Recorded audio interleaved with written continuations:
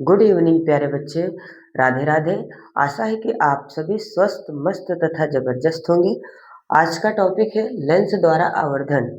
इससे पहले जैसे दर्पण में आवर्धन पढ़ा था कि क्या होता है, प्रतिबिंब की लंबाई तथा वस्तु की लंबाई का अनुपात आवर्धन कहलाता है।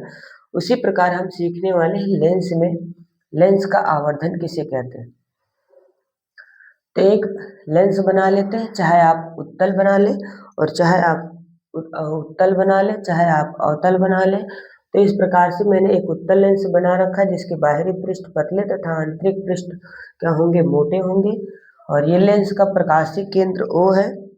और यहाँ पर उत्तल लेंस का प्रथम फोकस F1 और ये 2F1 है, वक्रता केंद्र C है। और ये F2 है तथा ये 2F2 वक्रता केंद्र C।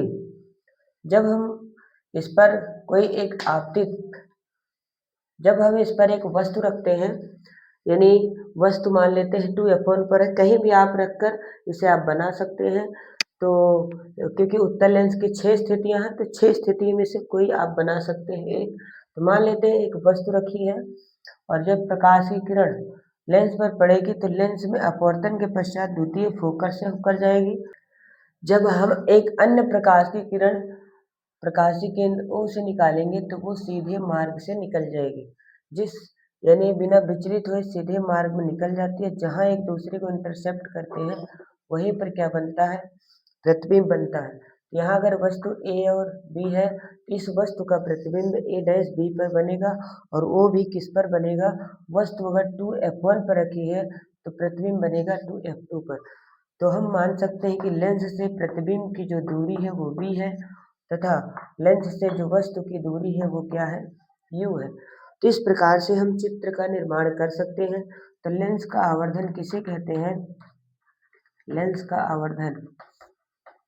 आवर्धन मान लेते हैं इस वस्तु की ऊंचाई h है तथा इस प्रतिबिंब की ऊंचाई क्या है, h डैश है। तो लेंस का आवर्धन इसे स्मॉल m से प्रदर्शित करते हैं। तो m बराबर क्या होता है, प्रतिबिंब की लंबाई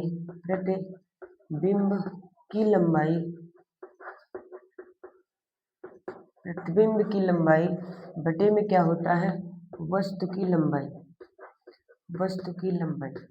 अर्थात प्रतिबिंब की लंबाई तथा वस्तु की लंबाई का अनुपात ही लेंस का आवर्धन कहलाता है। m बराबर हम लिख सकते हैं क्या, प्रतिबिंब की लंबाई कितना है, h डैश, और ये भी निर्देशांक नीचे से है तो इसलिए ऋणात्मक चिन्ह लेंगे तो माइनस h डैश, तथा वस्तु की लंबाई ऊपर धनात्मक h होगी और यही आप लेंस का आवर्धन कहलाएगा। तो माइनस h डैश, क्योंकि निर्देशांक से ये नीचे की ओर निर्देशांक से होने पर इसका ऋणात्मक चिन्ह माइनस h डैश तथा वस्तु धनात्मक ऊपर की ओर इसलिए h होगा। अब ये वस्तु की जो लंबाई है लेंस से दाहिनी तरफ है तो v जो होगा वो प्लस में होगा तथा वस्तु लेंस से बाईं ओर है तो ये क्या होगा, माइनस। तो दोनों तरफ माइनस माइनस कैंसिल आउट हो जाएगा। इस प्रकार जो h डैश अपॉन h बराबर आता है v अपॉन u आता है, इसी को I अपॉन ओ भी कहते हैं। तो ये सारे लेंस के लिए हम लिख सकते हैं। जिस प्रकार दर्पण में होता है, दर्पण में क्या होता है, दर्पण में m बराबर होता है माइनस का v अपॉन u, वहाँ पर ऋणात्मक होता है, बट यहाँ जो प्रतिबिंब है वो क्या है, धनात्मक है। h डैश अपॉन h क्या है, धनात्मक है।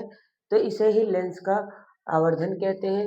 प्रतिबिंब की लंबाई तथा वस्तु की लंबाई का अनुपात क्या कहलाता है, लेंस का आवर्धन कहलाता है।